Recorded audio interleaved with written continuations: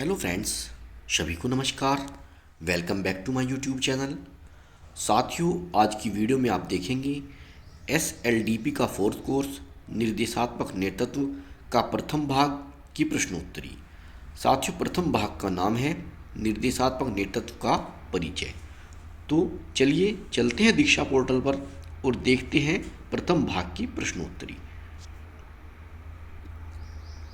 साथियों, दीक्षा पोर्टल पर आ गए हैं। इसका जो सेकंड पार्ट है, पहले पार्ट में था प्रारंभिक मूल्यांकन, ये हमने कर लिया है, इसकी मैं वीडियो भी बना चुका हूँ।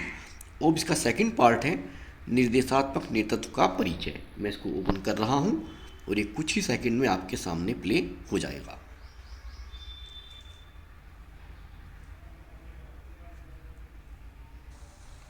नमस्कार, आपका स्वागत है।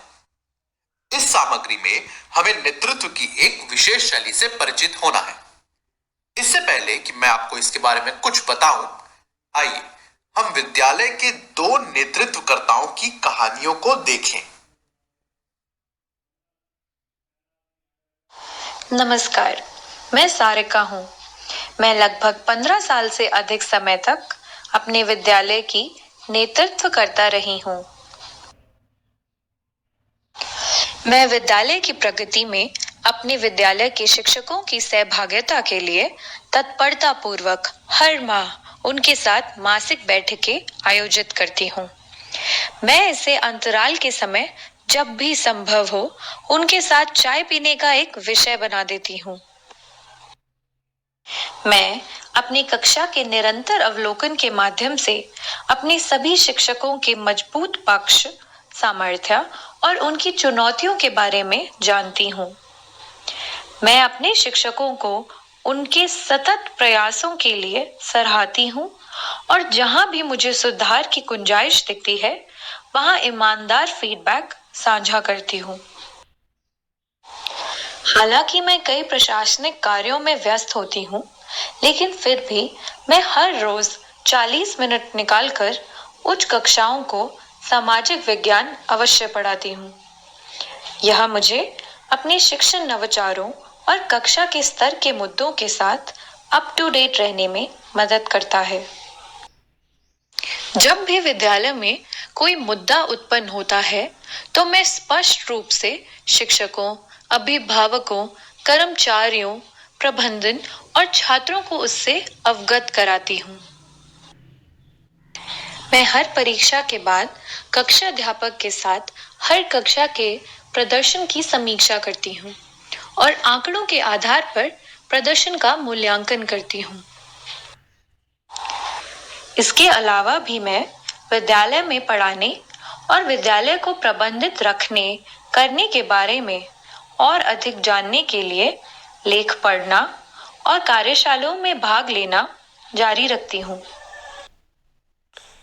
नमस्कार, मेरा नाम सतीश है। मैं 20 वर्षों से अपने विद्यालय का प्रधानाध्यापक हूँ। मेरा मानना है कि एक विद्यालय नेतृत्वकर्ता के रूप में मेरी भूमिका सुचारू रूप से विद्यालय के संचालन की है। यहाँ तक कि ग्रेड 7 के विज्ञान की कक्षा लेनी मेरी जिम्मेदारी है, लेकिन मैं इसे ज्यादातर समय छोड़ देता हूं क्योंकि मुझे बैठकों और डेटा प्रस्तुतिकरण में शामिल होना पड़ता है। मैं शिक्षकों की दिन प्रतिदिन की गतिविधियों में हस्तक्षेप नहीं करता हूं और वे अपनी कक्षाओं का पूरी तरह से ध्यान रखते हैं। केवल कुछ कर्मचारी गण ही अपनी समस्याओं को लेकर मेरे पास आने में सहज हैं। मैं कंप्यूटर या इंटरनेट का उपयोग करने में सहज नहीं हूं और मैं इससे संबंधित गतिविधियों में सहयोग के लिए कंप्यूटर शिक्षक या युवा कर्मचारियों पर निर्भर रहता हूं। विद्यालय में सभी लोग मेरा सम्मान करते हैं और कभी-कभी मुझसे डरते भी हैं।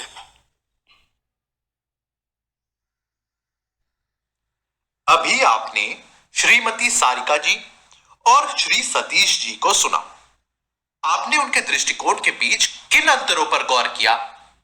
अपनी नोटबुक में उस पर टिप्पणी लिखिए।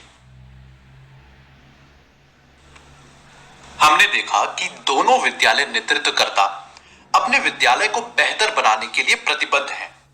लेकिन एक तरफ जहां श्रीमती सारिका जी ने अपना ध्यान प्रशासनिक कार्यों और अपने कर्मचारियों को विकसित करने दोनों पर केंद्रित किया, वहीं श्री सतीश जी विद्यालय के गतिविधियों के सुचारू संचालन के लिए ज्यादातर समय प्रशासनिक और कागजी कार्यों में ही अटके रहे।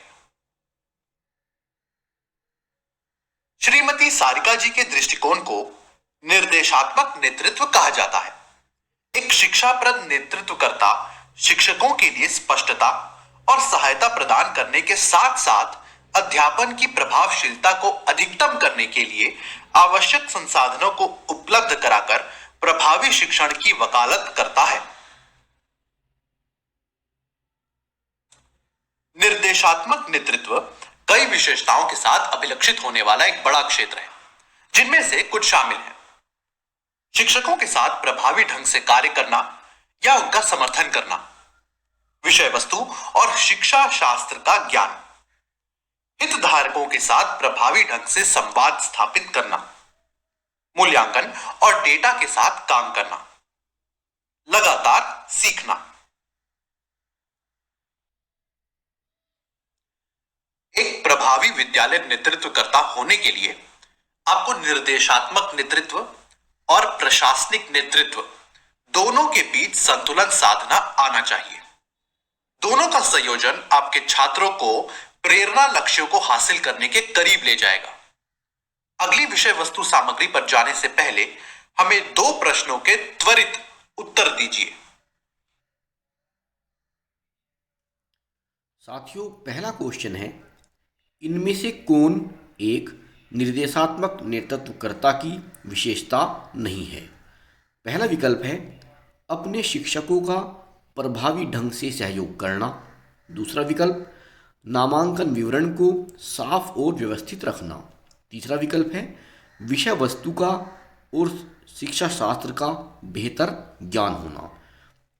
तो साथियों, इसमें निर्देशात्मक नेतृत्व की विशेषता नहीं है नामांकन विवरण को साफ और व्यवस्थित रखना। इसमें हम विकल्प नंबर 2 का चुनाव करेंगे। इसको इस प्रकार से मैं टच कर रहा हूं और एरो का साइन दबाकर हम अगले क्वेश्चन पर पहुंचते हैं। ये सही क्वेश्चन है, हमारा जवाब सही था। नेक्स्ट पर जाएंगे। क्वेश्चन है, श्री सलीम ने अपने शिक्षकों के साथ विद्यालय की प्राथमिकताओं पर चर्चा करने और कर्मचारियों से सूचना प्राप्त करने के लिए पाक्षिक बैठक की। वह सरकारी अधिकारियों से मिलने और कागजी कार्रवाई पूरी करने में समय बिताते हैं। वह विद्यालय के व्यवस्थित फर्नीचर की जानकारी रखने वाली पंजिका बनाते हैं। इनमें से सलीम के द्वारा किया गया कौन सा कार्य निर्देशात्मक नेतृत्व की विशेषता की तौर पर जाना जा सकता है? पहला विकल्प है फर्नीचर के पंजिका की देखरेख करना। दूसरा विकल्प है सरकारी अधिकारियों से मिलना। विकल्प नंबर 3 स्कूल की प्राथमिकताओं पर चर्चा करने के लिए कर्मचारियों के साथ सहभागिता। तो साथियों, इसमें विकल्प नंबर 3 सही है। इसको टच करता हूं और अगले क्वेश्चन पर चलते हैं। साथियों, ये सही है। नेक्स्ट पर जाएंगे। विद्यालय नेतृत्वकर्ता इस विषय वस्तु के दौरान बने रहने के लिए आपका धन्यवाद। अगले कुछ विषय वस्तु सामग्रियों में हम निर्देशात्मक नेतृत्व के विस्तृत विवरण से रूबरू होंगे। तो साथियों, इसमें था कुल मिलाकर 2 क्वेश्चन और दोनों ही क्वेश्चन सही हैं। तो इस वीडियो में इतना ही। मिलते हैं आपसे बहुत जल्द अगली वीडियो में। धन्यवाद।